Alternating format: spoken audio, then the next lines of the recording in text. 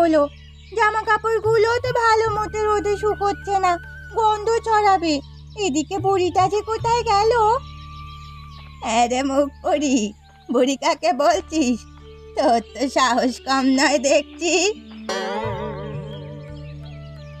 এই রে, বুড়িটা বোধহয় শুনে ফেলেছে। এখন কি বলি? চুপ করে আছিস কেন রে হতভাগী? তুই কিনা আমাকে বুড়ি বলে ডাকিস? চি চি চি, কি যে বলো না তুমি ঠাকুমা। তোমাকে কি আমি কখনো বুড়ি বলতে পারি? তুমি হলে কি আমার একমাত্র ঠাকুমা। তোমাকে কেন আমি বুড়ি বলবো বলো তো? তাহলে বুড়ি কাকে বললি শুনি? কাকে আবার? ওই পাড়া নাদনের মাকে। বুড়িটা আমি নদী ঘাটে গেলে হিসিস করে ওঠে। তা আমাকে আগে বলিসনি কেন? ওর মুখ আমি ভেঙে দিতাম। গয়ার নাতনিকে চোখ রাঙায়, ওর সাহস তো কম নয় দেখছি। থাক থাক ঠাকুমা, তোমাকে আর কিছু বলতে হবে না, আমি বলে দেবো যা বলার। এবারে আর কোনোদিন কিছু বললে কেবল আমাকে বলবি, তারপর দেখবি পোড়ামুখির কি হাল আমি করি। সে আচ্ছা করবে কোন। এখন সকাল সকাল কোথায় বেরিয়েছিলে তুমি? আর হাতে এত কচু তোমায় কে দিল?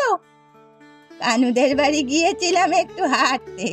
কানুর বউটা বড্ড ভালো, শুনেছে আমি কচু পছন্দ করি, তাই আমাকে আবার গোটা কয়েক কচু দিয়ে দিল।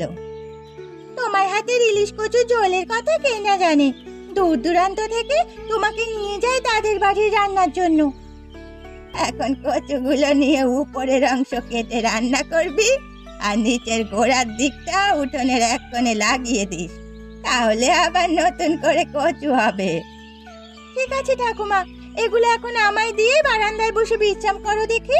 আমি তোমায় দুটো মুড়ি মেখে দিই। তাই দে দিদি ভাই, হেঁটে এসে দেখি পেটে কেমন টান ধরেছে।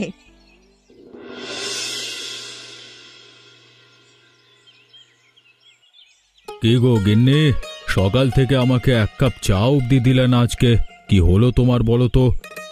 কি আবার হবে, কদিন বাদে একটু রোদ উঠেছে, কোথায় রোদে একটু বসলাম আর অমনি তোমার চায়ের বাহানা শুরু হয়ে গেল। ঘর থেকে দুটো কলস আর একখানা বড় ঘটি এনে কিছুটা রোদ ভরে রাখো। এমন ভাব করছো যেন আর রোদ উঠবে না যত সব। এই বর্ষাকালে রোদ উঠবে কি করে শুনি? দুদিন ধরে তো রোদের মুখ দেখলাম না। বৌমা, ও বৌমা, সমুকে নিয়ে রোদে এসে বসো দেখি একটু।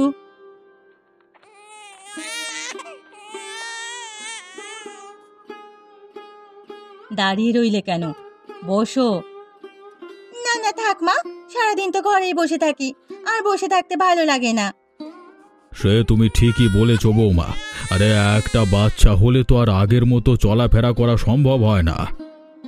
কিন্তু মা তো আমাকে একটা কাজেও হাত দিতে দেন না। তার নাতি শরীর খারাপ হবে ভেবে সারাদিন আমাকে পাহারায় রাখেন। বেশ, তো তুমি সমু দাদা ভাইকে আমার কোলে রেখে এক কাপ চা করে দাও তো আমাকে। তোমার শাশুড়ির আশায় থাকলে আমার পিণ্ডদানের পরে চা মিলবে যত সব। যাও না, তবে এখন শ্মশানে গিয়ে বসে থাকো সেই আশাতে। আমার একটু বসে থাকা তোমার চোখে সহ্য করতে পারে না। পারেনও বটে আপনারা, একজন আরেকজনকে দুদণ্ড একটু চোখের আড়াল হলেই খোঁজাখুঁজি শুরু করে দেন, আবার একসাথে হলে সাপে নেউলে সম্পর্ক দেখি। কি আর বলবো বৌমা তোমাকে সেই দুঃখের কথা। সাপের সাথে কি আর নেউলের সংসার হয় নাকি? কেবল আমি মানিয়ে নিয়ে চলি বলে যত সব। কি বললে, কি বললে তুমি আমায়? শেষে কিনা তুমি আমায় সাপের সাথে তুলনা করলে। আজ তোমার পাতে খাবার ওঠে কি করে সেটাও আমি দেখব। কিন্তু মা, বাবা না খেলে যে প্রেশারটা আবার কমে যাবে বাবার। না না, সেটা হলে তো সমস্যা হবে। তুমি খেয়ে নিও গো।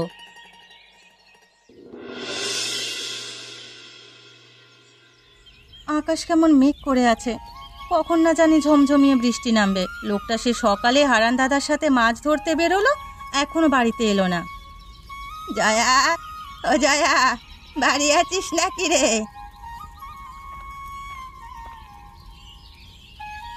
আরে পিসি যে, এসো এসো, বসো এখানে। আজ আর বেশিক্ষণ বসবো না রে মা, আকাশের অবস্থা ভালো নয়, কখন বৃষ্টি শুরু হয়ে যায়, শেষে আর বাড়ি যেতে পারবো না এখন। বেশ তো, তাহলে আমার সাথে না হয় দুপুরে দুটো খেয়ে গেলে। না রে মা, বাড়িতে ননি একা রয়েছে, আমি এসেছি তোর কাছে এক টুকরো ইলিশ মাছের খোঁজে। ইলিশ মাছ? তাও আবার এক টুকরো? কি করবে তুমি এক টুকরো ইলিশ মাছ দিয়ে? আসলে সকালে কানুর বউ আমাকে কটা কচু দিয়েছে। তুই তো জানিস ইলিশ দিয়ে কচুর ঝোল রান্না আমি খুব ভালো করি। আজ ননি কচু পেয়ে আমার কাছে ইলিশ কচুর ঝোল খাবার বায়না ধরেছে। ননির জন্য বড্ড মায়া হয় গো পিসি। বাপ মা মরা মেয়েটা কেমন কষ্ট করে বড় হচ্ছে, ঠিকমতো খাবার পোশাক কিছুই পায় না। বিকেলে আমার কাছে পাঠিয়ে দিও, আমার কটা পুরনো শাড়ি আছে দেবক্ষণ। সে ঠিক আছে, পাঠিয়ে দেব।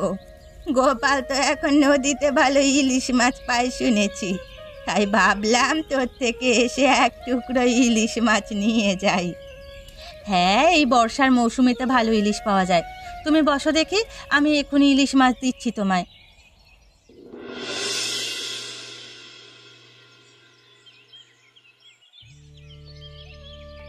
আহা, সারা বাড়ি কেমন ইলিশের গন্ধে মমা করছে। কই গো ঠাকুমা, তোমার ইলিশ কচুর ঝোল রান্না হলো?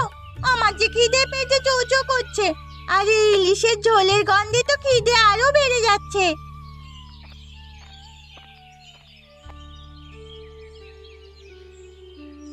এই নে দিদি ভাই, কে বল দেখি কেমন হয়েছে খেতে।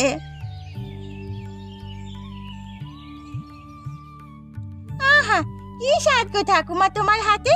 সে কোন কালে এরকম রান্না করেছো, এখন তোমার হাতে রান্নায় একই স্বাদ।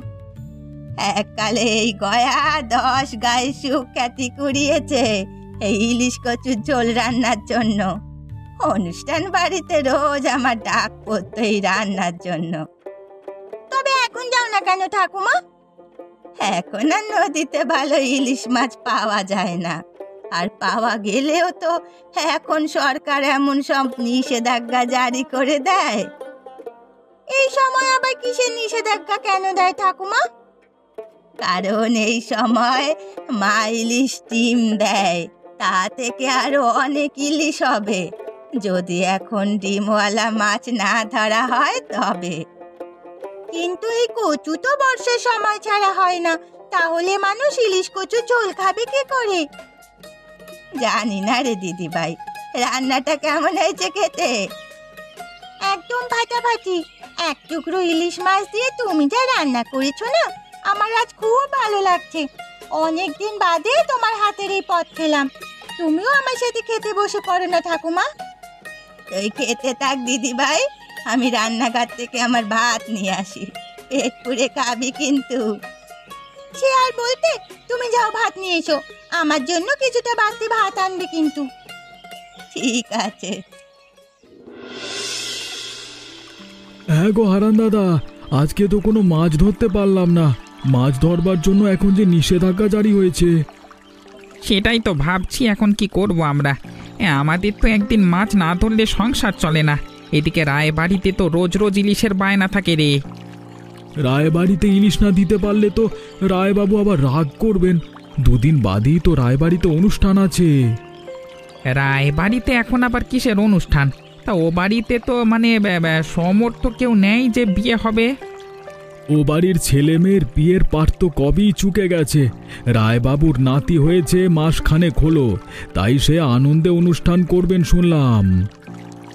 যাক, তাহলে তো অনেক দিন বাদে রায় বাড়িতে ভালো মন্দ খাওয়া হবে। আমার মাছ দিতে পারলে তবেই না খাওয়া হবে।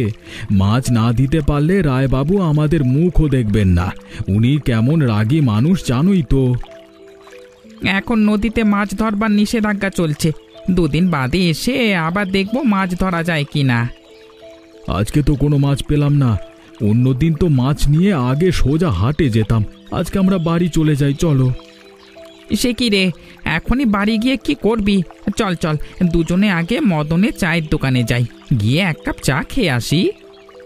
হ্যাঁ হ্যাঁ, তবে তাই চলো, সেই সাথে একটু আড্ডা দিয়ে আসাও হবে। চল তবে, চল চল।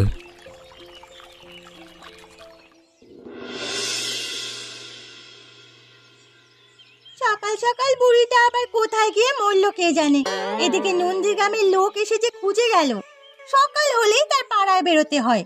এই বয়সে এত হাঁটাহাঁটির কি দরকার আমি বুঝি না। ননি দিদি ভাই, ও ননি দিদি ভাই, তুই ঘুম থেকে উঠে গেছিস?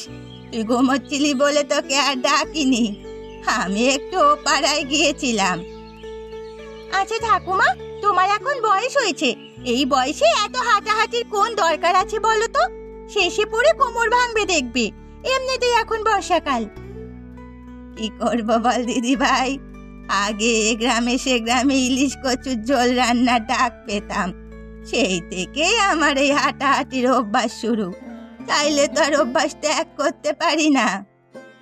যা ভালো লাগে তাই করো গিয়ে, আমার কথা তো শুনবে না? ভালোর জন্য বললে যদি না শোনো তবে আমি আর কি করতে পারি? রাগ করিস না দিদি ভাই, আচ্ছা ঠিক আছে, এখন থেকে কম হাঁটাহাঁটি করবো। ও, তোমাকে তো বলা হয়নি, নন্দীগ্রাম থেকে লোক এসেছিল তোমার খোঁজে। এলো আবার আমার খোঁজে? কি বলতে এসেছে? সেটা তো আমি চিনি না, কেবল বললো হারাধন বাবুর বাড়ি থেকে এসেছে, তোমাকে ও বাড়ি যাবার কথা বলে গেছে ইলিশ কচুর ঝোল রান্নার জন্য। সত্যি দিদি ভাই, আমাকে ওরা ইলিশ কচুর ঝোল রান্নার জন্য ডেকেছে? আমি তো ভেবেছিলাম মানুষ আমার রান্নার কথা ভুলেই গেছে। হ্যাঁ, আবার মানুষ তোমার রান্নার কথা স্মরণ করছে, বর্ষাকাল এলেই তো তোমার কথা সবাই স্মরণ করে। আজ আমার খুব খুশি লাগছে, এই সময়টা আবার কিছু টাকা আমার হাতে আসবে, আমরা কদিন একটু পেট পুড়ে খেতে পাবো। হ্যাঁ সে পাবে, এখন চলো সকালে ভাত খেয়ে নেবে, সকালে না খেয়ে বেরিয়েছো বাড়ি থেকে। হ্যাঁ হ্যাঁ চল দিদি ভাই।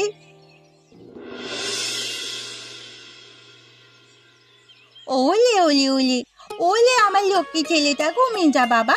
আচ্ছা আমি তোকে ছড়া শোনাচ্ছি। খোকা ঘুমলো, পাড়া জুড়লো, বর্গি এলো দেশে, বুলবুলিতে ধান খেয়েছে, খাজনা দেব কিসে। বৌমা, সমু ঘুমিয়েছে নাকি? হ্যাঁ মা ঘুমিয়েছে, আপনারা কিছু বলবেন আমায়? হ্যাঁ বৌমা, খোকাকে এবারে একটা চিঠি লেখো দেখি। খোকা এলেই বাড়িতে আমার দাদু ভাই আসবার উপলক্ষে একটা আয়োজন করব। আমারও অনেক দিনের ইচ্ছে বাড়িতে একটা উৎসব করার। খোকার বিয়ের পর তো আর এ বাড়িতে কোনো আয়োজন হয়নি, এখন আমার দাদু ভাই এসেছে, এজন্য তো কিছু একটা করতেই হবে। আর সারা গাঁয়ের মানুষজন আমাদের পানে চেয়ে আছে, সবাই জানে এমন খুশির দিনে আমরা গাঁয়ের লোকজনকে না খাইয়ে পারবো না। বেশ তো, তবে আমি আপনার ছেলেকে আজই চিঠি লিখে দেব। কি কি রান্না হবে মা? সব রান্না কিন্তু তোমাকেই করতে হবে, সবাই দেখুক আমার বাড়ির বউয়ের রান্নার হাত। কিন্তু আমি কি এত সব একা হাতে রান্না করতে পারবো মা? এই বর্ষায় সবার পছন্দের খাবার হচ্ছে ইলিশ কচুর ঝোল, সেটা একমাত্র গয়া বুড়ি বানাতে পারে এ গ্রামে। আশেপাশের সব গায়ে তার এই রান্না বিখ্যাত, গয়া বুড়িমাকে ডেকে সব রান্না শিখিয়ে দিতে বলবো তোমাকে। আর হ্যাঁ, তুমি সব করো, উনি কেবল ইলিশ কচুর ঝোল রান্না করবে। ঠিক আছে মা, আপনারা যেমনটা বলবেন ঠিক তেমনই হবে। ঠিক আছে, আমি তবে আজই গয়া বুড়ির বাড়িতে লোক পাঠিয়ে দিচ্ছি, আর গোপাল এবং হারানকেও মাছের বায়না দিয়ে দিচ্ছি। গয়া বুড়ির বাড়িতে লোক না পাঠিয়ে চলো, তুমি আর আমিই যাই, এতে বুড়িমা খুব খুশি হবে। বেশ, তবে তাই চলো। ঠাকুমা তো সেই সকালবেলা নন্দীগ্রামে ইলিশ কচুর ঝোল রান্না করতে গেছে, কিন্তু এখনো তো ফিরলো না, পাছে কোনো বিপদ আপদ হলো না তো আবার? বুড়িমা, আরে ও বুড়িমা, বাড়িতে আছো নাকি তুমি? আরে রায়বাবু, গিন্নিমা, আপনারা হঠাৎ কি মনে করে? না না, এত ব্যস্ত হতে হবে না ননি, আমরা এসেছি বুড়িমার সাথে দেখা করতে। বুড়িমা কি বাড়িতে আছে? আগে না গিন্নিমা, ঠাকুমা তো সেই সকালে নন্দীগ্রামে গেছে, সেখানে এক অনুষ্ঠান বাড়িতে ইলিশ কচুর ঝোল রান্নার আমন্ত্রণে গেছে। দেখেছো গিন্নি, বর্ষা আসতে না আসতেই চারিদিক থেকে বুড়িমার জন্য এখন ইলিশ কচুর রান্নার বায়না পড়বে। আগে ভাগে বলে না রাখলে যে আমাদের বাড়িতে ও পদটি হবে না। বুড়িমা হলেন গিয়ে আমাদের গায়ের মানুষ, আমাদের রেখে তো আর বাইরে যাবে না। তা বুড়িমা কখন আসবে রে ননি? এতক্ষণে তো চলে আসার কথা, কিন্তু এখনো কেন এলো না কে জানে। কে কে এসেছে আমার খোঁজ করতে? আমি গো বুড়িমা, আরে আমি কমল রায় আর আমার স্ত্রী রমা। তা ভালো আছিস তো বাছা তোরা? হ্যাঁ গো বুড়িমা, আমরা ভালো আছি। তুমি ভালো আছো তো? উপরালার কৃপায় ভালোই আছি। তা হঠাৎ আমার খোঁজ কেন? বর্ষাকালে এলেই বুঝি এই বুড়ির কথা মনে পড়ে? কি যে বলো না তুমি বুড়িমা, তোমাকে তো বলেই দিয়েছি তোমার জন্য আমার বাড়ির দরজা সব সময় খোলা। এসেছি আগামী পরশু আমার নাতি ছেলের নামকরণের জন্য একটা ভোজ রাখবো বলে। আর সেই ভোজে তোমার ইলিশ কচুর ঝোলের তরকারি না হলে কি চলে? তাই পরশুদিন সকাল সকাল তুমি ননিকে নিয়ে চলে আসবে কিন্তু। ঠিক আছে, সে যাবো খন। আজকে তাহলে আসি বুড়িমা, সময় মতো চলে আসবে কিন্তু। আচ্ছা ঠিক আছে বাচ্চা। এবার গোপাল আর হারানকে মাছের বায়নাটা দিয়ে গেলেই কাজ শেষ। ওরা নদীতে ইলিশ ধরে কালকে দিয়ে যাবে বলেছিল। নদীর তাজা ইলিশের একটা আলাদা স্বাদ আর গন্ধ আছে বলতে হবে। নদীর ইলিশ দিয়ে বুড়িমার হাতের কচুর তরকারি খেতে অনেক মজা হয়। সেই জন্যই তো প্রতি বছর এই সময়টা বুড়ির এত কদর বাড়ে। চলো এখন হারান আর গোপালকে খুঁজে বের করি। ওই তো হারান আর গোপাল, এদিকেই তো আসছে ওরা।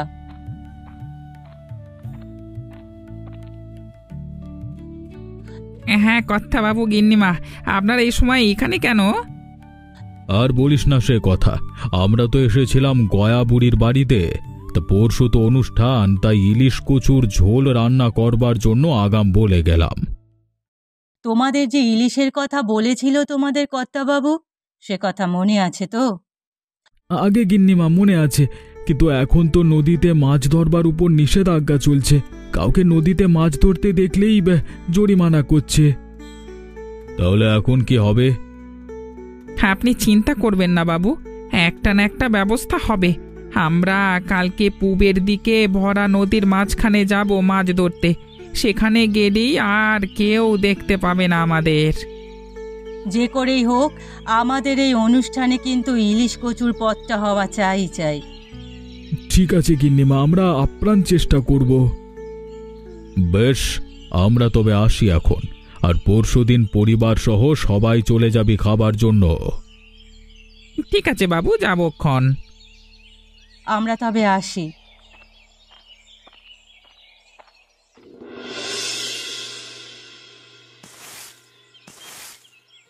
দেখছো তো কত আয়োজন চলছে ঠাকুমা। বেশ জম্পেশ খাওয়া দাওয়া হবে বলে মনে হচ্ছে। হবে বই কি, রায়বাড়ির আয়োজন আর খাওয়া দাওয়া বেশি হবে না তা কখনো হয়েছে? সেই কমলের বিয়ের সময় খেয়েছিলাম এ বাড়িতে, সে কি আয়োজন! কেন, রায়বাবুর ছেলে তপন দাদার বিয়েতে বুঝি খুব ধুমধাম করে লোক খাইয়েছে? তপনের থেকে তপনের বাবার বিয়ের সময় বেশি আয়োজন হয়েছিল রে দিদি ভাই। সে বাড়ি আমি প্রথম এ বাড়িতে ইলিশ কচুর ঝোল রান্না করেছিলাম।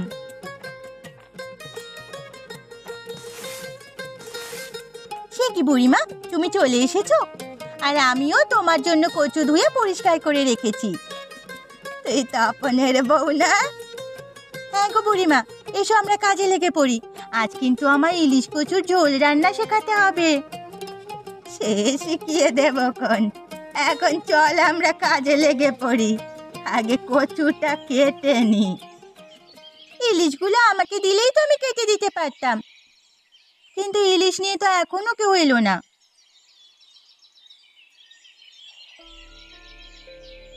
কর্তাবাবু, আরে ও কর্তাবাবু, একবার বাইরে বেরিয়ে আসুন।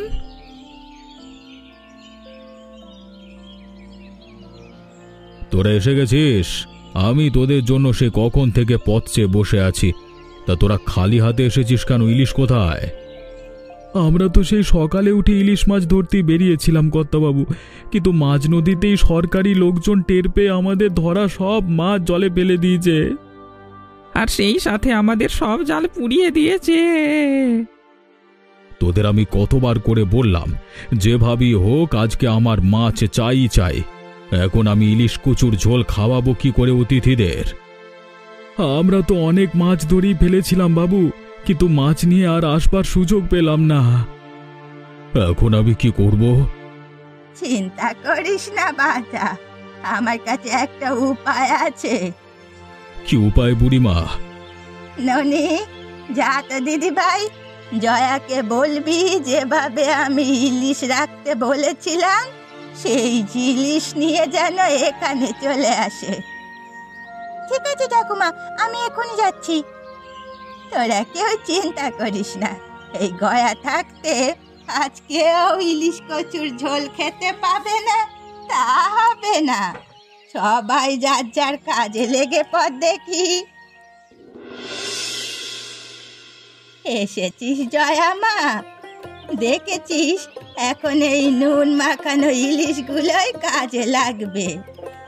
তোমার কথা মতো আমি আগেই কিছু কিছু ইলিশ মাছে নুন মাখিয়ে সংরক্ষণ করে রেখেছিলাম, কিন্তু এ তো তাজা ইলিশ মনে হচ্ছে না গো বুড়িমা। শেষে কিনা অতিথিদের এই নুন মাখানো বাসি ইলিশ খাওয়াতে হবে? শোন মেয়ে, মানুষজন এত নেমন্তন্ন করেছে তোর শ্বশুর মশাই, এখন যদি তাদের পাতে ইলিশ কচুর ঝোল না পড়ে তবে মান সম্মান কি থাকবে? বুড়িমা ঠিকই বলেছে, আর দেরি করা ঠিক হবে না। সবাই রান্নার কাজে লেগে পড়ো দেখি, একটু বাদেই অতিথিরা চলে আসবে।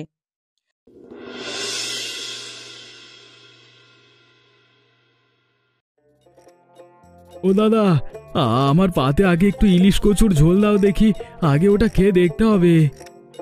তাজা বলেছিস গোপাল, কতদিন বাদে এই ইলিশ কচুর ঝোল খাবার সৌভাগ্য হলো আমাদের। প্রতিবার বর্ষা এলে আমরা এভাবে বুড়িমার হাতের ইলিশ কচুর ঝোল খাওয়ার একটা আয়োজন করতে পারি, কিন্তু এবার থেকে আমাদের নিজ তদারকিতে এই আয়োজন করব আমরা, তাহলে সবার মাঝে সম্প্রীতি বজায় থাকবে। খাও খাও, সবাই পেট পুড়ে খাও। বুড়িমার হাতের ইলিশ কচুর ঝোল যে একবার খেয়েছে সে আর এই স্বাদ ভুলতে পারে না। দেখতে হবে না কার ঠাকুমা রান্না করছে, ঠাকুমার পরে এই রান্না আমি সবাইকে করে খাওয়াবো। আর এমন মজার মজার গল্প দেখতে আমাদের চ্যানেলকে সাবস্ক্রাইব করতে ভুলবেন না।